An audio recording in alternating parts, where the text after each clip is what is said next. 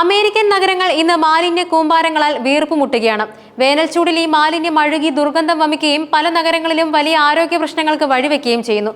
രാജ്യത്തുടനീളം മുനിസിപ്പൽ മാലിന്യ സംസ്കരണ കരാറുകളുള്ള ഒരു ഫോർച്യൂണൽ 500 സ്വകാര്യ കമ്പനിയായ റിപ്പബ്ലിക് സർവീസിലെ ജീവനക്കാർ ഏകദേശം 3 ആഴ്ച മുമ്പ് ആരംഭിച്ച പണിമുടക്കാണ് ഈ ദുരിതത്തിന് പ്രധാന കാരണം.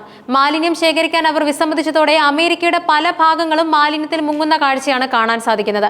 ഇത് കേവലം ഒരു ശുചിത്വ പ്രശ്നത്തിനപ്പുറം പൊതുജനാരോഗ്യം, തൊഴിലാളി അവകാശങ്ങൾ, സ്വകാര്യവൽക്കരണത്തിന്റെ പ്രത്യാഘാതങ്ങൾ, ഭരണപരമായ കെടുകാര്യസ്ഥത എന്നിവയെല്ലാം ഉൾപ്പെടുന്ന ഒരു സങ്കീർണമായ വിഷയമായി മാറിക്കഴിഞ്ഞിരിക്കുന്നു. മാലിന്യ ശേഖരണ തൊഴിലാളികളെ പ്രതിനിധീകരിക്കുന്ന ടീംസ്റ്റേഴ്സ് യൂണിയൻ ഉയർത്തുന്ന പ്രധാന ആവശ്യം തങ്ങൾക്ക് മറ്റ് ശുചീകരണ തൊഴിലാളികളെക്കാൾ വളരെ കുറഞ്ഞ വേതനവും മോശമായ ആനുകൂല്യങ്ങളുമാണ് ലഭിക്കുന്നത് എന്നതാണ്. ന്യായമായ വേതനവും മെച്ചപ്പെട്ട ജീവിത സാഹചര്യങ്ങളും ആവശ്യപ്പെട്ടാണ് ഈ പണിമുടക്ക് ആരംഭിച്ചത്. ജീവിത ചെലവ് ക്രമാതീതമായി ഉയർന്ന ഇക്കാലത്ത് തങ്ങളുടെ കഠിനാധ്വാനത്തിന് അർഹമായ പ്രതിഫലം ലഭിക്കുന്നില്ലെന്ന് തൊഴിലാളികൾ ശക്തമായി വാദിക്കുന്നുണ്ട്. എന്നാൽ യൂണിയൻ വിട്ടുവീഴ്ചയ്ക്ക് തയ്യാറല്ലെന്നും ബന്ധങ്ങൾ വഷളായതിനാൽ മാലിന്യവും അതേ അവസ്ഥയിലാണെന്നതും കമ്പനി പ്രതികരിക്കുന്നുണ്ട്.